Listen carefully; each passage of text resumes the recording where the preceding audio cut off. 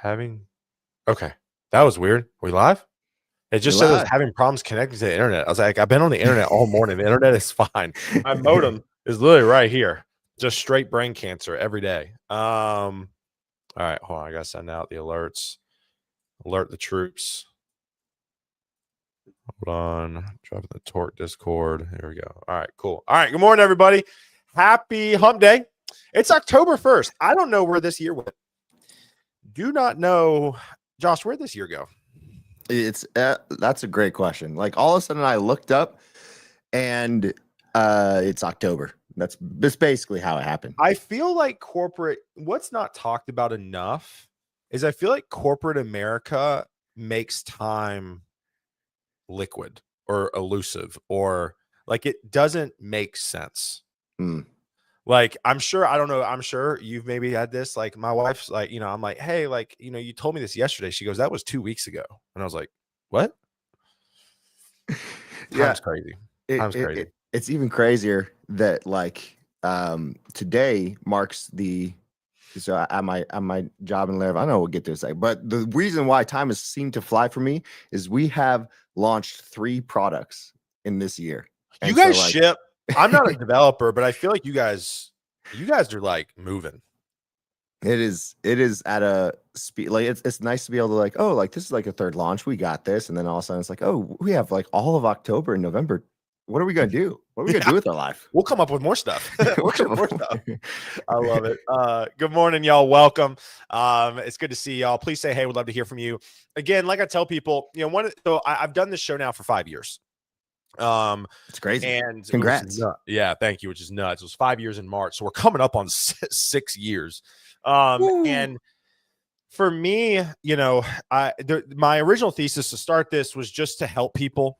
I think now what it's really turned into is in my perspective, a mini conference or a mini meetup, right? So like yesterday, for example, we had 250 comments on Mark Thompson's live yesterday, 250. So that's crazy. Maybe we'll beat it today. We'll see. Y'all keep commenting and say, hey, and that for the record, that's 250 just on my LinkedIn. Yeah. Right. So like, and also I'm super grateful, super blessed. Like we've moved this thing to an hour and there's been no fall off. That's just awesome. nuts. That's crazy. And so what I tell people is this is a networking event. This is a mini conference. This is a mini meetup. Actually, it's a big meetup, I would say, virtually. So, whoa, here we go. Look at that. That was how many cameras do you have going? That was wild. You freaked me out just then. Someone in the chat started talking about the wink and everything, but yeah, I got this main camera. We got a little zoom in action. We've got the side camera on a slider. So what's up, everyone? Over there, it's a little moving camera shot, makes it a little bit more cinematic, and then we got one more right here. You have 4 cameras going on? Well, technically 3 in this setup, and then one more at my editing desk. Unbelievable. You're a monster. Yeah. I love that. Yeah, I mean that in the best way possible.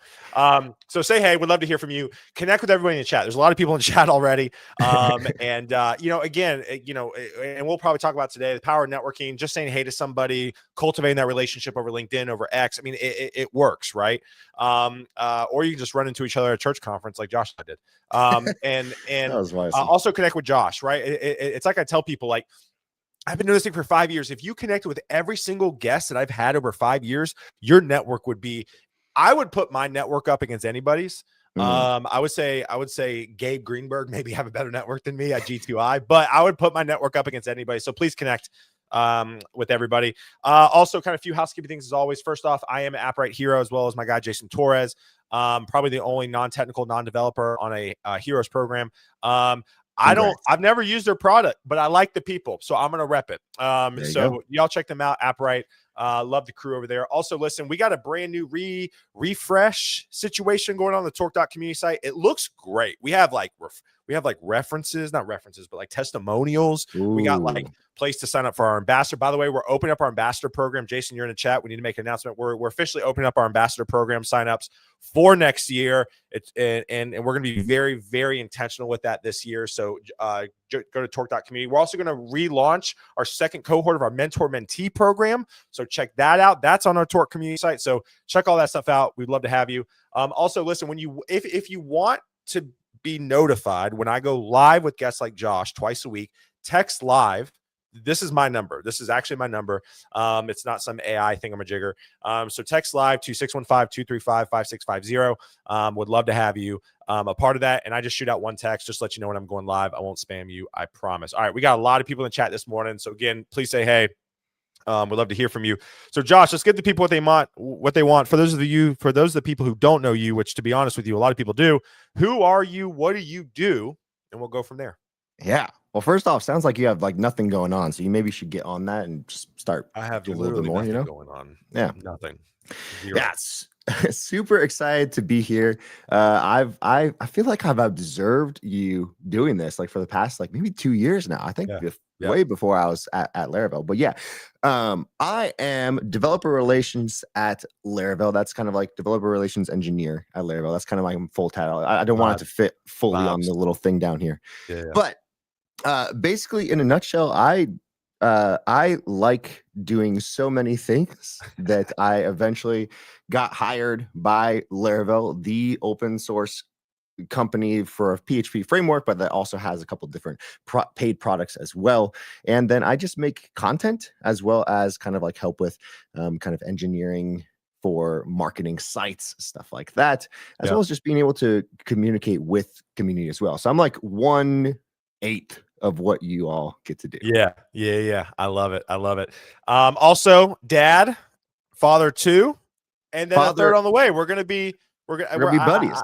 We're gonna be like in an elite club together. We're catching up with Aaron Francis. Yeah, we'll make the like the 3/4 Aaron Francis club kind of thing, where it's like, hey, we're on the way, but we're probably not going to get there because we're probably we're done. We're tapping out, you know. I mean, I thought we were done. Let's just say that.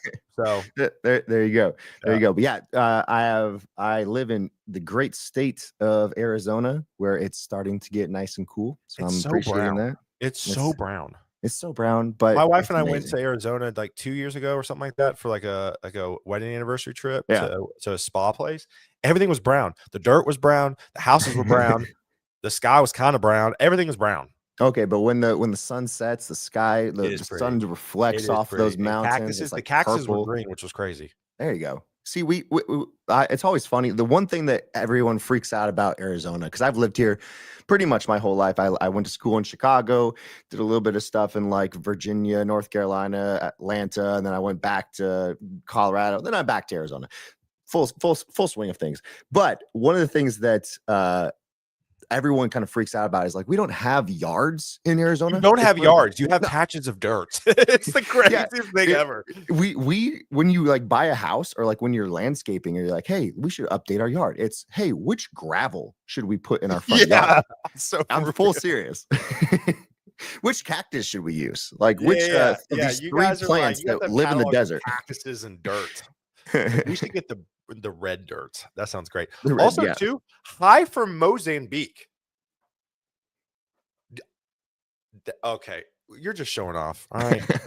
That's crazy. Mauro, thank you for tuning in. Mozambique this morning. We are awesome. International. That's crazy. International. That's crazy.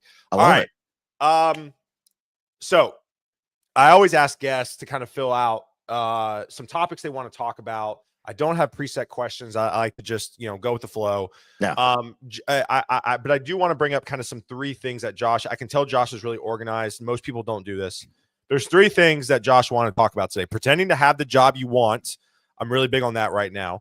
The balance of when to go above and beyond and why. Fantastic. And finding where your future employers hang out.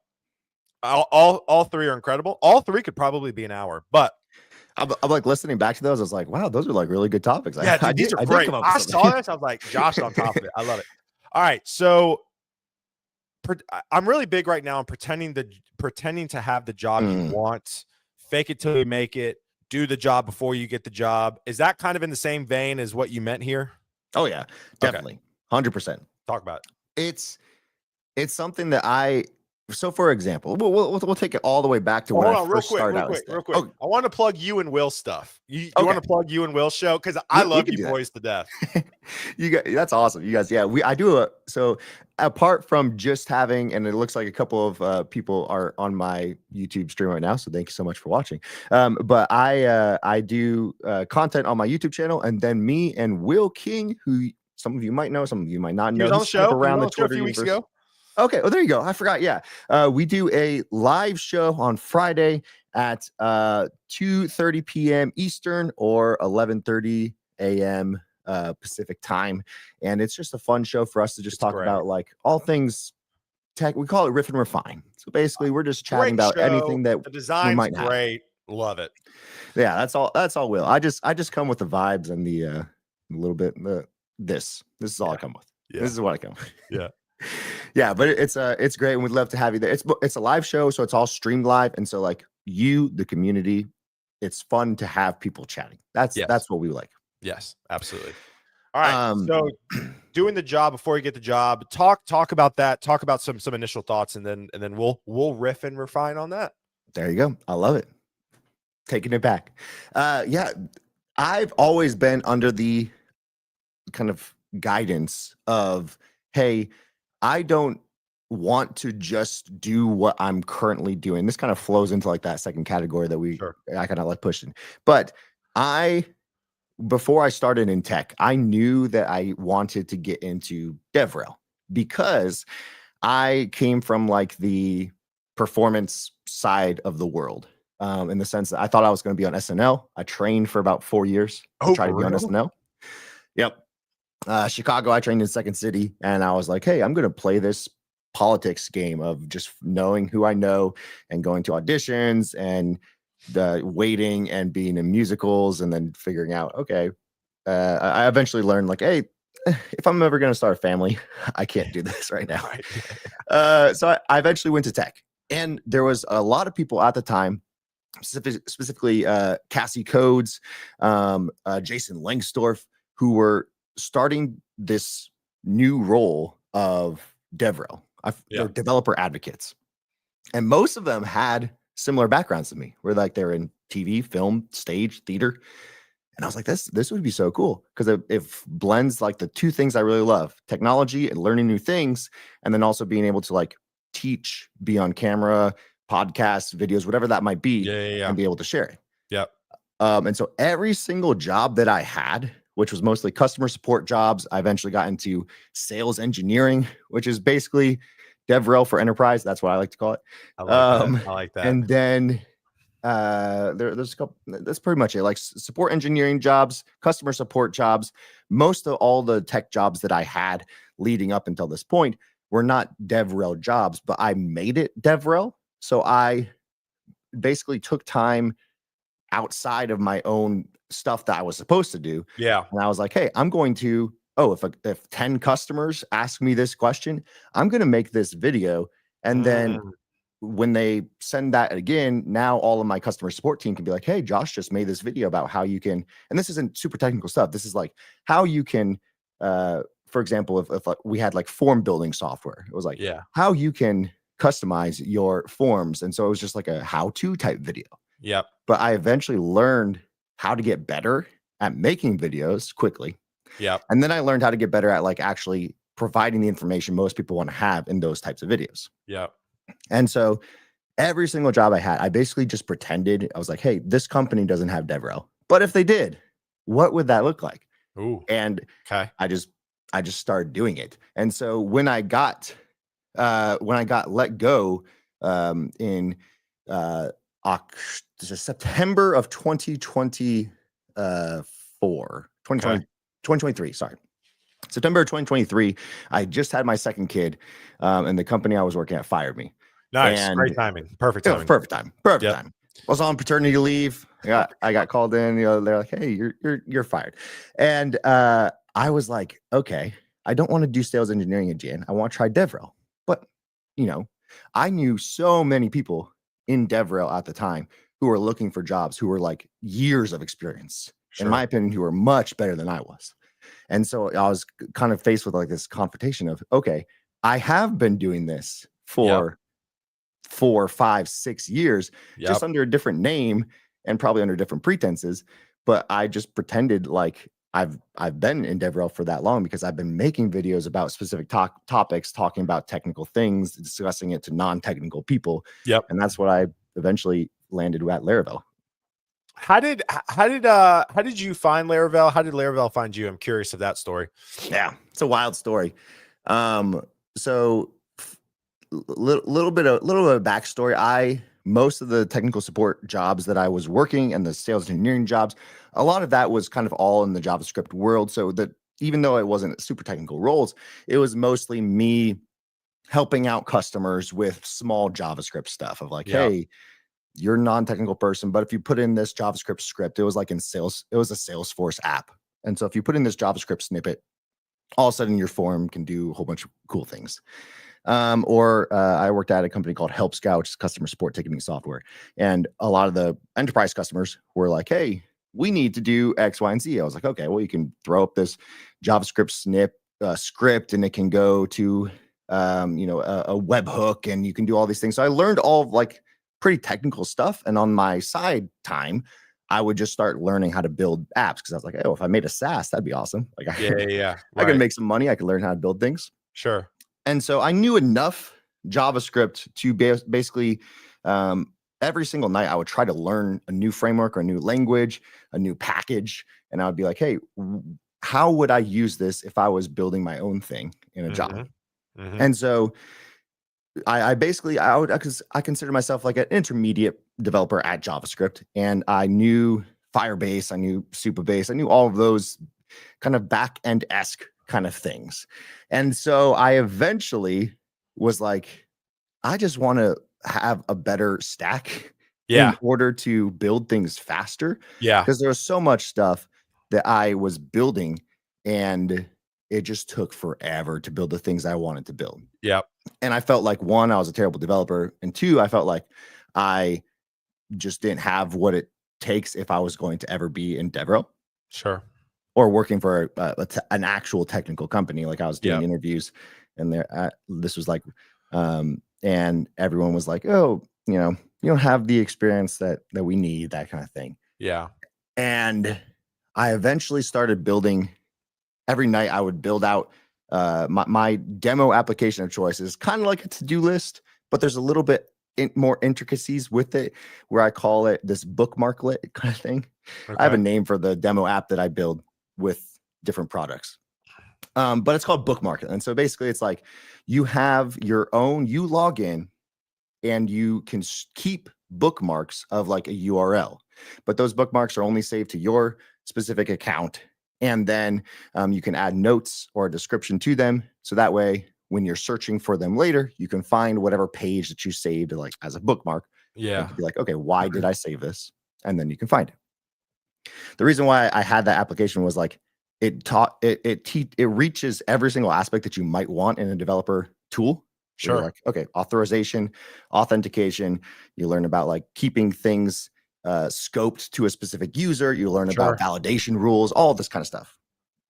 And so every night I would try to, until the wee hours of the morning, I would like try to build that app in like 10 different tools, like a new tool every night. So I tried it in Rails. I tried it in C#'s Blazor. I tried it in Elixir with Phoenix. I tried it with all the JavaScript stacks. So SvelteKit, Solid.js. I tried it with Vue.js, Nux. I tried it with Next. Next was probably like the one I was more familiar with. And then I eventually tried Laravel. And I kind of timed myself. How long does it take me to build this app in all these things? Yeah. This is, of course, learning the tool and learning the language, which I never worked with PHP before. And it took me like less than an hour to build the app in Laravel, and I never touched it. Wow. And every other app was like close to like 5 hours of me like digging through things and learning how, mostly because the authentication piece, I had like 30% of it done within like 10 minutes. Yeah. So I eventually said, okay, any new project, any new side thing that I'm going to do, I'm just going to build in Laravel. And so over the years, like as I was still working at all these other companies, I was like, hey, if a new customer came up, I was like, okay, how would I solve this problem in a Laravel backend? And so I would eventually like any new SaaS idea I had, I would kind of like build it out, and all of my SaaS ideas were trash. Eventually one kind of took off, and that was the more or less the reason I got fired. And I kind of like used that as a way to make a little bit of money while I was fired. But I eventually just became, I became known, even though I was barely talking about it. up until I got fired, I became kind of known as like this person who was like, oh, I started building in JavaScript, and all of a sudden, usually people go from PHP to JavaScript, Sure. but I went from JavaScript to PHP. Yeah, it's like going And from Catholic to Baptist, right? Yeah, exactly. yeah, exactly. You're just going backwards at that point. Um, and so I kind of leaned into that a little bit. And when I got fired, I was like, I'm going to do something crazy. I don't have a YouTube channel, but I'm going to just make a YouTube video. And so I made a first YouTube video of most people on Twitter. And I probably had, I don't know, 600 followers at the time. Most people on Twitter, which was a lot, but it was just over time of me talking about Laravel and maybe JavaScript stuff and stuff like that. And at the time, I made this video because most people ask me, okay, why are you choosing Laravel? Like, why do you do that? And so I just made a video and I was like, hey, this is why I choose Laravel. And the first week I made that video and kind of posted on Twitter, it kind of went around. I think it had like 1,000 views. And I was like, that is awesome. That's crazy. I think I got I had like 3 subscribers at the time. I think it was my brother, my mom, and like my like an ex-girlfriend or something like that. From like way back. I hadn't really posted any videos.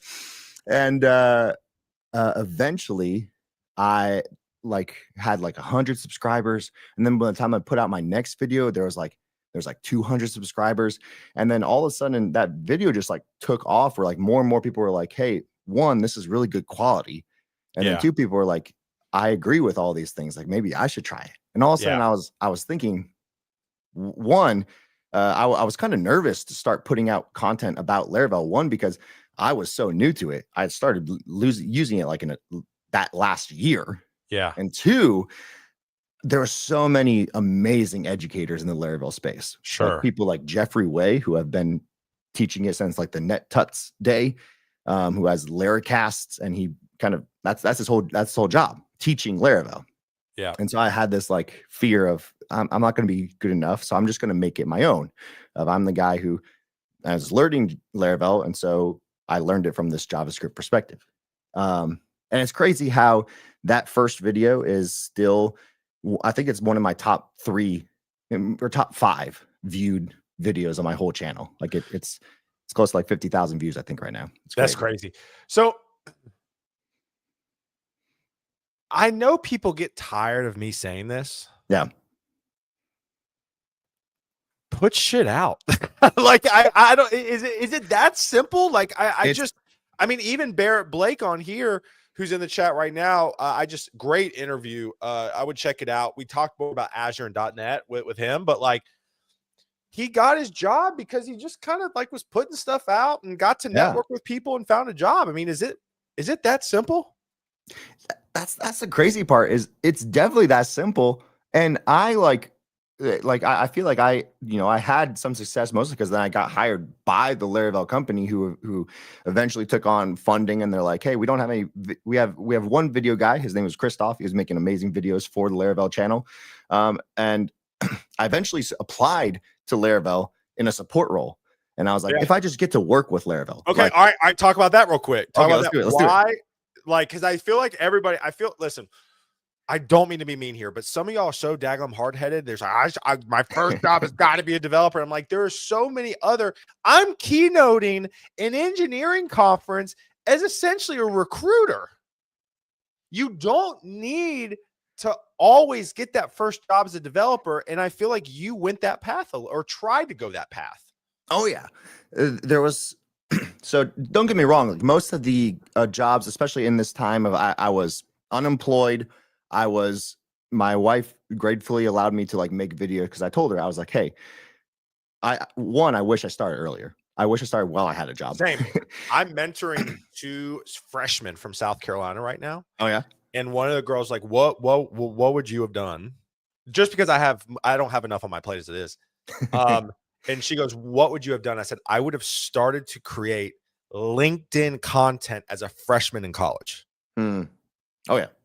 Easily. Can you imagine now? It's funny because I've been making videos for the jobs that I've had for probably like 8 years now, just a little, and they all sucked. But like Yeah, I was imagine if I was actually documenting the things I was learning way before Laravel. I can't imagine. Like, I'm glad I started when I did, sure. but I wish I had started way earlier. Yeah, And maybe absolutely. like when I started when I did, like it was like, oh, this guy looks like he's a professional video person because I had been doing it. So it's like that Yeah. overnight success feeling or whatever. But I don't know. I still wish I started earlier. Yeah, and even Leah, friend, fellow Laravel, or even as a web developer, my first role in tech was an email developer. Yeah, Oh yeah. I used to hire email developers back in the day. Yeah. So like I of course had worked in customer support. I had worked in support engineering. I had worked in sales engineering. And I remember putting out a video on Twitter. It was right when Jason Langsdorff and a bunch of other like people were kind of like putting more honest content about like, hey, here's what's going on in my head, why I feel like I have imposter syndrome, what's up with life. And I put out this video talking about like, I just don't know what to do because I have a family that need me to get a job. But I also know that I have big aspirations for what I want to do with my life, my career. Yeah. And I'm like, I don't know if I should just apply for a sales engineer job and I could make, probably more than I'm making right now, technically, Sure. because Sure. I was already doing it. I had experience as a senior sales engineer, as a founding solutions engineer, all those kind of things. And I was just like talking to people. I was like, hey, I don't know what to do. And so I eventually saw that Laravel was hiring and they were hiring for engineers and then customer support. And I was like, I'm not good enough to be an engineer. People have been Right. working Laravel for years. I just started last year. So there was a little bit of that imposter syndrome there. So I'm just going to apply for customer support. And in my mind, I was like, if I got this customer support role, I could say I worked for Laravel, like this thing that I've been talking about for like a Yeah. year. Yeah. And I applied, and Taylor Otwell DM'd me. And he Which shout said, out Taylor again. We talked about him backstage. I've had the opportunity to meet Taylor at LaraCon and then obviously at React Miami. He, Hank, and Aaron crashed the Torque meetup we had in the hotel. I feel like he's very aware. He probably is watching. He probably tuned in briefly. Taylor, if you're watching, hey, he's very aware of people building with Laravel. I've heard Taylor's a bunch of people go, he reached out to me, he DM'd me. Like, I feel like he's great at that, which you should be as a founder. Yeah. Yeah. And so he DM'd me, and like, I was at the time in like final stages of interviews with DevRel jobs, in the sense of like, I was like, oh, I get to, like, people are offering me jobs to do DevRel for them. And I was like, this is crazy. And then all of a sudden Taylor DM'd me and he's like, hey, I saw that you wanted to be like customer support. That's awesome. Like, I love what you're doing. What would you think about like coming and doing like half customer support and half DevRel? And all of a sudden, like, my mind like exploded. That's like, it's one of the things of like, where do I sign? yeah, exactly. I told my wife, she's like, are you sure this wasn't like a scam, Taylor Otwell? Like, it wasn't like a different account. And eventually I was like, okay, even if that never like turns into full-time DevRel, which it has now, which Surprise. is awesome.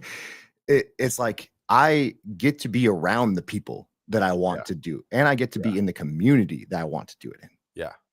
Well, I think too, I tweeted this the other day. It's crazy. I tweeted it, but then I saw some because my Twitter's all over the place. A lot of marketing, just traditional like direct to consumer marketing. Like, building a brand is simple. It's posting the same thing over and over again and being known for it. Yeah. And when you become known for it, prime example, somebody mentioned it way earlier in the comments. It's long gone now at this point. You're a big Taco Bell fanatic. I love Taco Bell. I love Taco Bell. My lower intestines do not. So like, but like, you post about it consistently enough that like every time I go to Taco Bell, which is not much, by the way, I think of you, not in a weird way, right? That's awesome. So like, for example, Naz down here, right? Like, Naz is starting her journey. Naz, again, you don't know the people who see you. Naz starting to post about Python. I love it. Guess what? In my mind, guess what I know Naz as? A Python developer. Yeah. You can just be known for something. You could post about, like, I did the marketing Instagram post I saw. I was like, you could post about steak and whiskey forever. Yeah. And people, you start to notice a steak and whiskey guy. We have a dear friend. He doesn't do it anymore. I keep telling him he needs to. He like wins like local craft cocktail competitions. Ooh. And he's like a project manager at Deloitte. Yeah. And like, but like his thing is like craft cocktails. Like, man, like you could do a lot with this here because so many people love whiskey and bourbon. Yeah. Just start. And you can be known for that no matter how senior or how junior you are. And the funny thing is, like the two things that I'm known for, the JavaScript to Laravel and Taco Bell, like most of them just started because I was like, well, almost like as a joke in a lot of ways, because the JavaScript to Laravel one was like, hey, a lot of people are usually you see the light of day and then you move to JavaScript, and so it's like this, you're doing backwards, you're doing things backwards, and so you're moving from JavaScript to Laravel, and that kind of became like known as a joke. And the Taco Bell one, it started as a meme. I love Taco Bell. I'm not saying that this is like all fake.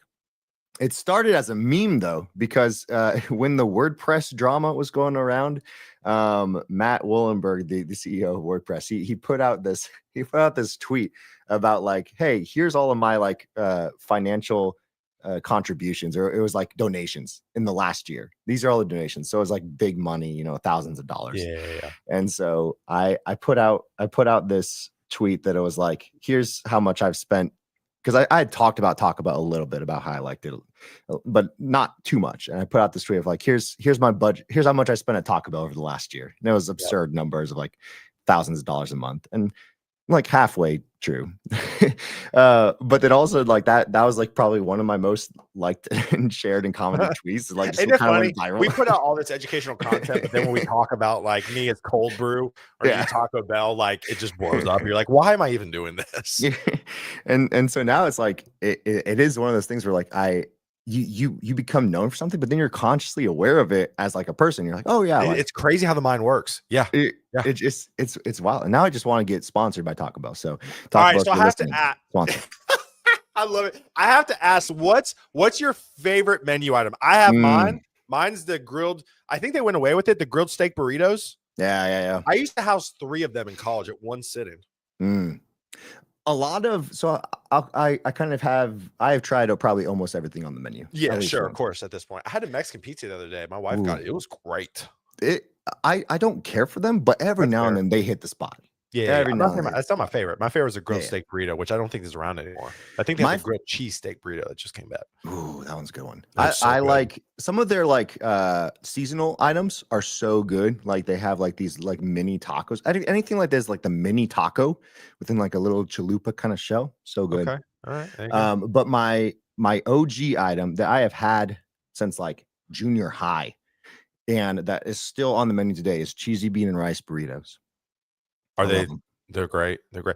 Also, you got to get one of those that's great. A hot sauce is great. Hot sauce is great. I actually saw, who was it? There was like a chef.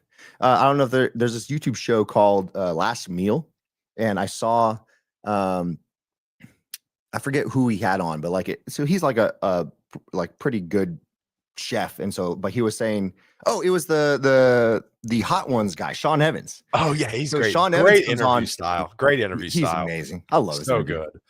Sean Evans had on his last meal had a Crunch Wrap from Taco Bell. Good choice. Can't go wrong. But he said that the hot sauce from Taco Bell is underrated and is probably one of his favorite hot sauces. Oh, I agree. I have a bottle in my fridge right now. Me too. And mild. Yeah, it's so good. We've completely derailed. All right, back to professional things. But again, so my hot take with community is actually the more non-technical stuff you can talk about, the greater you're stronger the community is going to be. Yeah. Now that does not resonate well with upper leadership. Ooh, okay, yeah. Right. I mean, you can't go in these meetings and be like, hey, our community is going to be built off Cold Brew and Taco Bell. Right. But go ahead. I was just thinking it's funny. Because I think I'm grateful that I work at Laravel for so many reasons. But I think Taylor, if you're watching, he's grateful. But no, it's not even a but. Okay. But I guess it is. And I love that Laravel also leans into this, not just from a marketing standpoint, but people are known for so many things. Taylor Otwell is known for drinking a lot of Coke Zero. Oh, is that his thing? I've never seen that. I know he's got a Lamborghini. I obviously got that part. That too. And I guess that's a good point too. Like orange Lamborghinis and Coke Zeros, and all of a sudden, like that has now become one of the I don't know, the picture of Laravel in a lot of ways to internal stuff where it's like, oh, they had a hackathon just now for the new Forge just launched, and there was pictures going through What Slack was of the like Forge? Was that y'all's AI thing? Forge is the OG Laravel product, being able to Oh, basically provision servers to okay. be able to I don't know what host that means. Laravel. That And sounds so cool though. Yeah. it relaunched with this thing called Laravel VPS, which makes you provision a server in like 10 seconds and then be able to Yeah, and host a listen, site. Laravel's not paying me to say this, but they can if they want. I would highly recommend attending LaraCon. I will say this with LaraCon. All right. Been to a lot of tech conferences. I would say the most ideal setup for a tech conference. Mm. Location, stage, light. I mean, I walked in and I was like, oh my God. I literally verbally was like, holy cow. It was And amazing. great people. We felt welcome. The Torque Boys felt welcome. I mean, it's just shout out. I mean, listen, if you are anyway, even if you're not in the Laravel ecosystem, like, cause I'm not a coder, but you want to go network with really cool people and learn about some tech, highly recommend LaraCon. Yeah. Highly recommend it. And again, I'm not being paid for it. Just I just love you guys a lot. All right, let's get back to some practical tactical stuff as we kind of wrap up the last 30 minutes or so. Let's do it. The balance of when to go above and beyond and why. Do you want to unpack that? 'Cause I'm Mm. curious where your head's at with that. Yeah, it's this the when I wrote that, the thing I was thinking about is there's this kind of twofold aspect of when you have a job, and this is like, and this could be the job, your dream job, like I currently have right now, or the job that you have, and you're like, I am working towards this next thing, this next career. Yeah. Usually, people are like, I don't owe anything to my company, which I think is true in a lot of ways. Sure. I don't owe anything to my company because, like, if they don't really care about me, like a company is not your family. Like, I agree with all those premises because I worked at a company that I did above and beyond things, and they fired me, and that's just life. That's just how That's it life. goes. Yeah. But I think there are times, and probably more often than not, that most people don't take advantage of, that you should work more than you, or do things that you are not paid to do. And what I mean by that is, I don't think I would have the job I have right now if I didn't do all the things that I did that I wasn't paid for at my last 5 jobs. Yeah. Because I would, let's say, like all the video stuff that I did, I learned. I was like, it wasn't like I was getting paid by my job to go get cameras and then make these videos. I'm more in my free time outside of my job, like on nights and weekends. I was like, hey, I made this video, and then I would take it to my job. I made this video. Could we like put this, or like have our sales team use this, or like put this on the support documentation? Could we use that? And all of a sudden they're like, yeah, we can do that. Yeah. And but there, most of them were like, but you're not, this isn't part of your job description. Like, this is not something you're doing. I'd be like, no, I'll do it on my own time, on my free time. And so I think there is benefit to having this balance of every time you are in a job, the things that are going to get people to take notice usually are the things that you have to do that aren't in your job description. And usually that means you have to do it during non-job hours. Yeah. So this is really interesting you bring this up, because Mark Thompson and I got on a rant yesterday about, I listened to a little bit of that. Say what? I listened to a little bit of that. I love Mark. Yeah, he's great. But we talked about essentially that, I mean, you really like, if you want to go for it, you got to go for it. And you sometimes have to know when to push. And I always compare it. I know this is not a very applicable analogy, that a lot of people did not grow up sailing like I did. But sailing, the whole premise around sailing, for those of you who haven't sailed before, is you have to get to a place. Okay. And you can't get there directly. You can't sail into the wind. You Yeah. have to tack, which is turning in sailing terms, back and forth up the lake to get to where you want to go. Okay.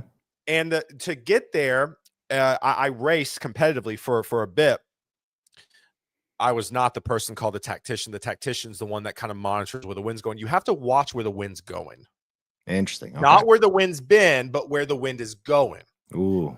I raced in a large national regatta. It was 38 boats. We placed pretty much dead last the entire time. We were like the B boat. We were not good. But our tactician on the last day of the last race saw where the wind is going, where the wind was going. We made a tactical decision and went that way, and we ended up in 10th place out of 38 boats. Wow. And so it's like that for your career, where you have to see where the wind's going or where it's going to potentially go, and then shoot your shot. Yeah. I 100% agree, because it's one of those things where I think about it in terms of like hobbies that you like to do. For example, I like playing pickleball. Like I do it every Wednesday. Nice. With a group of friends. Never and that's tried. kind of like our it's one of those that's like, it's not. I picked up super golf athletic. in my old age. Golf's my thing now. See, So, I would love to do that. But it's great. like most of the time, if you like doing something, usually you can't just do it during the set allotted times that you have to do it in a lot of ways. Like if I wanted to get better at pickleball, and I've done this a couple of times, like I would go out and practice specific things. Josh and then like backyard, like practice pickleball. I'm like, hey, here we go. Like, Trying not to or like sprain in my an ankle in office, the like just backyard. this wall Yeah, right yeah. here, bam, Yeah. bam. And then, but like I think about this from like a music standpoint. So like we're both musicians. Both We understand musicians. this. Yep. And if I was just to show up to every gig or every weekend that I play at my church, like if I was just to show up that, and I'm good enough now at this point where I can do that. Yeah. But then all of a sudden, I'm not going to get to the part that I need to be at. Like, you have to actually like put in the practice. I think most people don't put in the practice for the job that they want. And what I talked about yesterday on Marks is, in my opinion, it's because of this. Ooh. I know Aaron France talked about the brick. I have the brick. Mark Thompson had the brick. I will say this, and again, I said this yesterday. I truly believe that the biggest blocker stopping people is their phone and essentially streaming services like Netflix. Like people like I don't have people like Taylor. Like how do you do? I've had a bunch of people. I'm not bragging. It's just for the conversation. How do you do what you do? I had one guy at Torque message me. He goes, "Dude, I'm single and have no kids. I don't know how you do what you do." Yeah. And I was like, I don't watch TV. My wife and I are working on one TV show, and we watched 13 minutes last night. Yeah. Like you like that stuff. Just I was talking to Danny Thompson at Commit Your Code. All right. I think we were talking about some Netflix show. He goes, "Dude, I don't got time to watch TV." I was like, "Dude, I don't blame you." Right. So again, like I feel like to get where you want to go, do you want to sit in 30 minutes and watch your favorite TV show, or do you want to bang out a YouTube video? Yep. Yeah. And it's like, it's one of those things. I do the same thing, because most people ask me the same kind of question. Like, oh, you have 2 kids, you about to have 3. Yeah, about to have 3. We both are.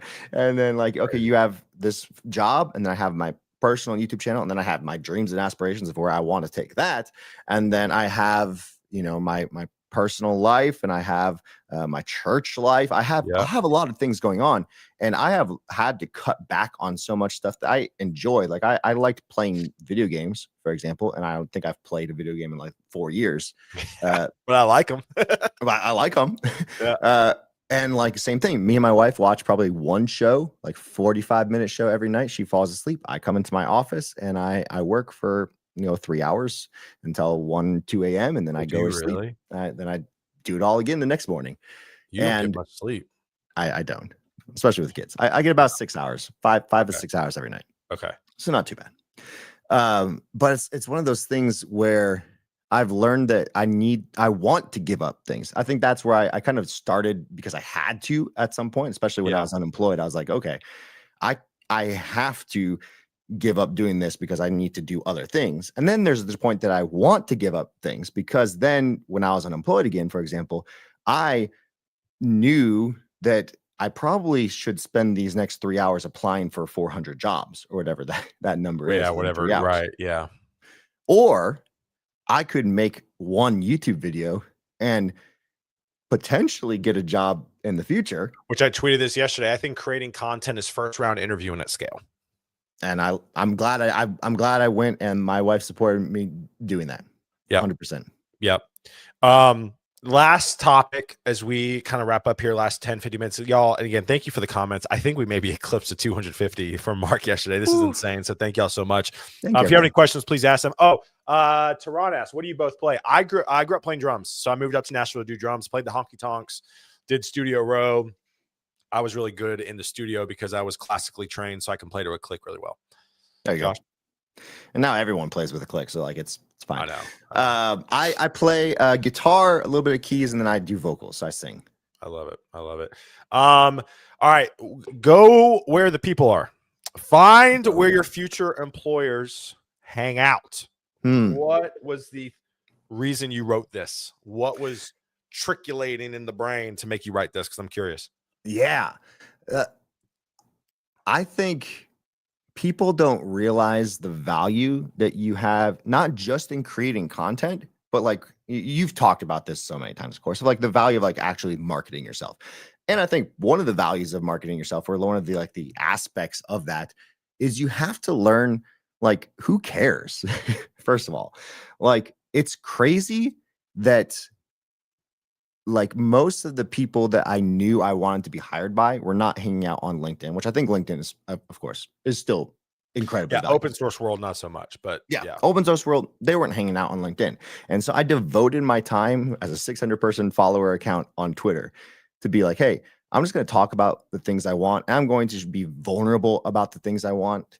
And I tried to emulate the companies that I want. I tried to emulate their voice in a lot of ways too. I'm like, I'm still going to be me. I'm still going to be unique. But when I wrote this of like hanging out with where your employers are, most of the time we forget that like, and again, you've talked about this so many times. So like, I love like your aspect for this. Most of the time we forget that usually a job that you're trying to get is you providing value for the company. That is the reason why they're paying you. They're like, hey, I need to do this. I need to build a community, or I need to have better YouTube videos, or I need to eventually like what Leah, who was in the chat, she was, we need marketing websites built fast. And so she whipped up Forge marketing website the past couple of days, past couple of weeks. And so it's like one of those things where you get that job because those are the outputs that company needs. And so if you don't know what the company needs for an output, how are you going to pitch yourself to them, even if they don't have a job listing listed? Right. And so I started, and this wasn't just for Laravel, but like a bunch of tech companies, I learned that like most of them, the reason why Aaron Francis, for example, is so popular and was so popular and had thousands of probably job offers when he was unemployed. We were talking about YouTube followers with him at Commit Your Code. I was like, hey man, how many up to now? He goes 50. I go, oh, 50. Cool. That's a lot. He goes, no, 50,000. I was like, I know, Aaron, relax. He's like, hold up.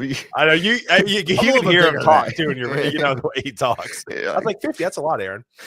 No, 50,000.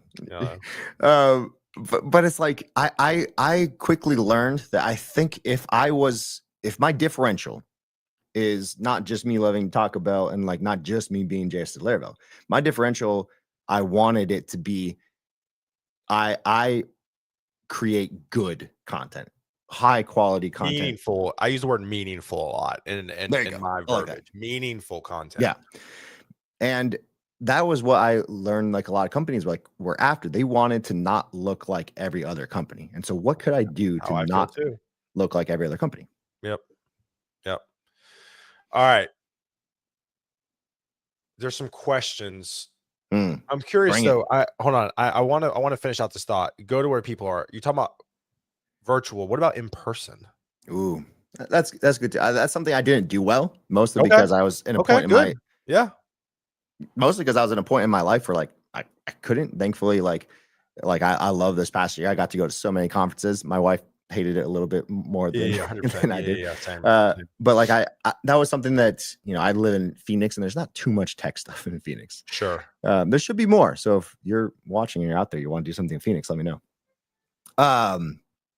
But I think like of course, it's always who you know, and you're never going to know someone better than hanging out with them in person. I think Yep. these few things that I did well in this area, that I didn't go to conferences, but I met people like Joe Previtt, who used to go by Love JS Joe. Joe. Love Joe. Fantastic individual. Love him. He lives in Arizona. And so we had known each other for so long. And I eventually got to meet him for the first time, even though we live like so close together. But that one time kind of carries us, I guess, like for our like friendship and like professional relationship kind of thing in a lot of ways. And yeah, I think most people forget the value that they have within their in-person friend group, even if it's not directly related to the jobs that they want. Yep. Agreed.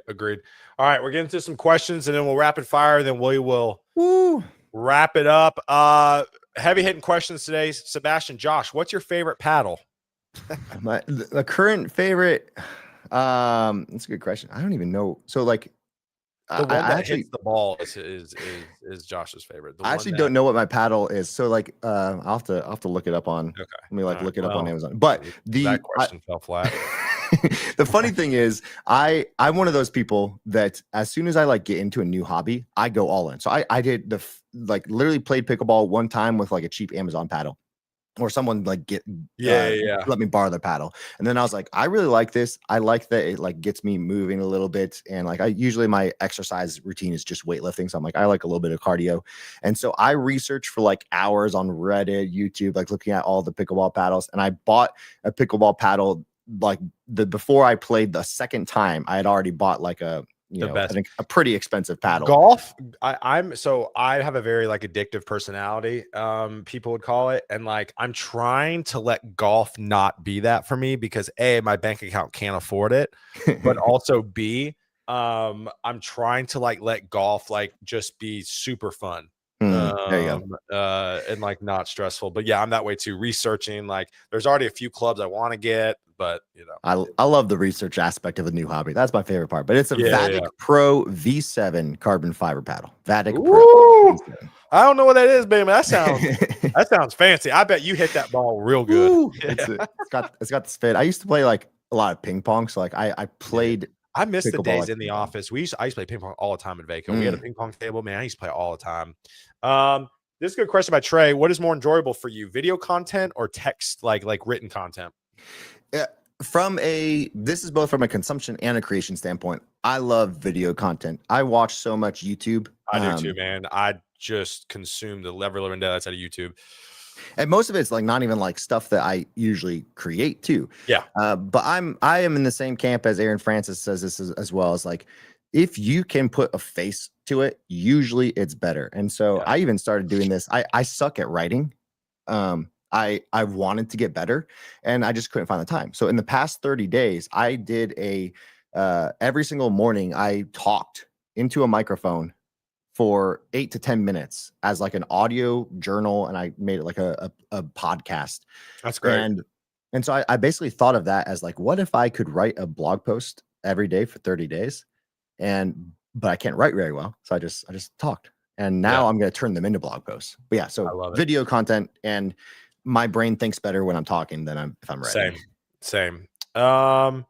Interesting question, Josh. Honest question: is imposter syndrome a naughty word? I don't.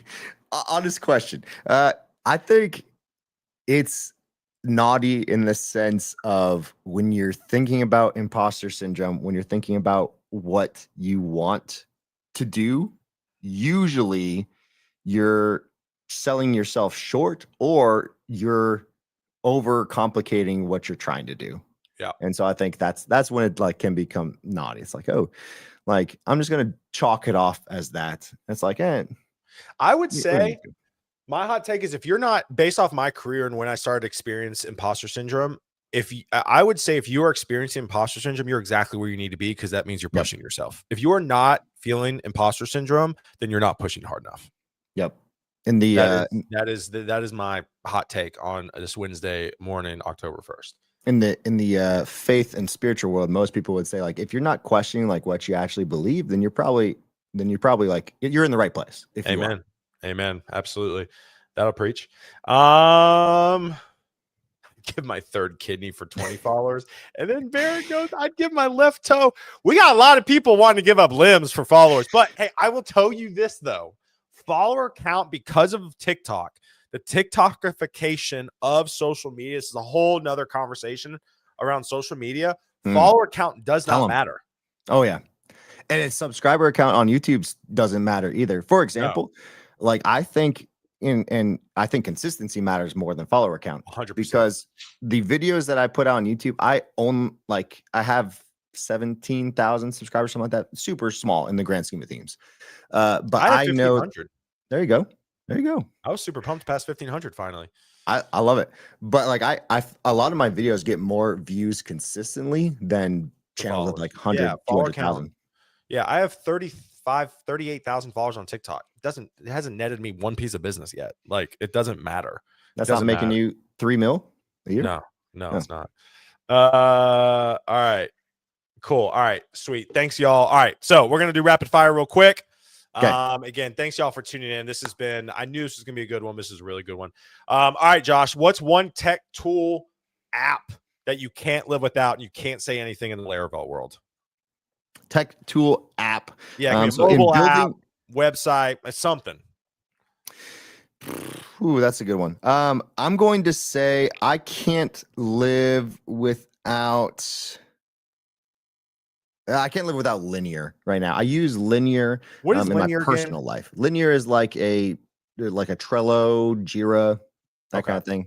Cool. So I use Linear for my personal app too, like for video ideas. And so I have like this Kanban board of like, hey, here's my ideas. Here's what's being edited. Here's what's I'm gonna record, that kind of thing. I love it. What's the very first job you ever got paid to do? First job I ever got paid to do, probably when I was, I feel like I was an entrepreneurial spirit from very young. When I was 6 years old, I went around selling sand art to my to the three neighbor houses that we lived in Quartzsite, Arizona. There you go. You had a lot of sand to pick from, so that's good. What did you originally want to be when you grew up? What did you want to be when you were younger? I wanted to be a stand-up comedian. I love it. And then I went into like actor world, maybe rock star, that kind of thing. So which is really funny because what we do, I mean, we're stand-up comedians. I mean, I've had people come up to me and tell me like I've been compared to the Nate Bargatze of LinkedIn. No joke. Somebody said I'm the Nate Bargatze. I've also been compared to Gary Owen, which is hilarious. I love Gary Owen. He's pretty raunchy, but I love him to death. What's a career mistake you're oddly grateful for? Ooh, there's a lot of them. Career mistake I'm oddly grateful for is I'm glad this is like usually I wouldn't do this. I'm glad I tried so hard to get a remote job from the start. It's a terrible mistake. You should probably not, your first job in terms of like tech should probably not be remote. Yeah. But I have never not worked a remote job. That's awesome. I mean, like after Chick-fil-A. There you go. And like waiting food. My wife's in the other room. She goes, your wife does not think you're funny. So there's that. So tough crowd. All right. Next question. If you weren't in tech, I probably know the answer to this, but if I would wake up, tell you tomorrow that you get paid the same, if not more, money was not a problem, let's say, what hobby would you pursue? Probably either music, or I'd probably like go back to like, I would like love making films in a lot of ways too. Not even just like acting them. Like filming or directing or writing, or probably a little bit of all three. Like if I could be, I can't think of a good name off the top of my head, but someone who like writes, directs, and then stars in it. So, it sounds very like conceited of me, but yeah. I'm going to be a one-man show. Also, John, my wife hopefully doesn't hear this. Sounds like your wife is funny. Nope. Not at all. Actually, she's way funnier than I am. All right. Last question, ma'am. And coffee or tea? Tea. What? Hot or iced? Iced. Okay. Well, I drink, and this is maybe like my Arizona coming out, but I drink so much iced tea. Do you I drink am a lot of literally. Arizona sweet tea because you're in Arizona? I don't even really like sweet tea, but I like I don't Arizona tea. either. But Hot take. I'm from the South. It gives you cavities.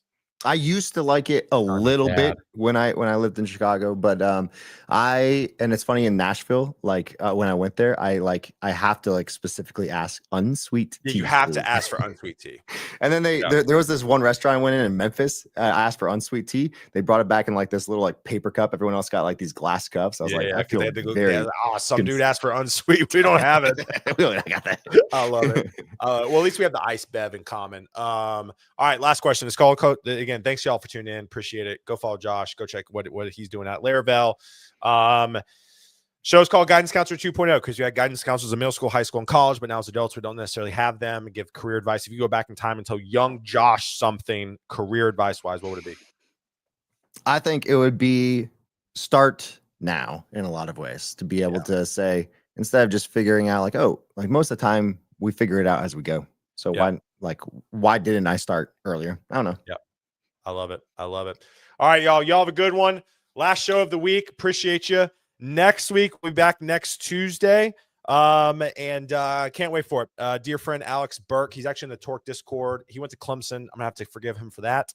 But he had a lot of thoughts around hiring, what he looks for. He's a lead at a company, so super excited for that conversation next Tuesday. But y'all have a good week. Josh, stay on so I can say bye to you backstage. Y'all have a good one. Take it easy. Peace.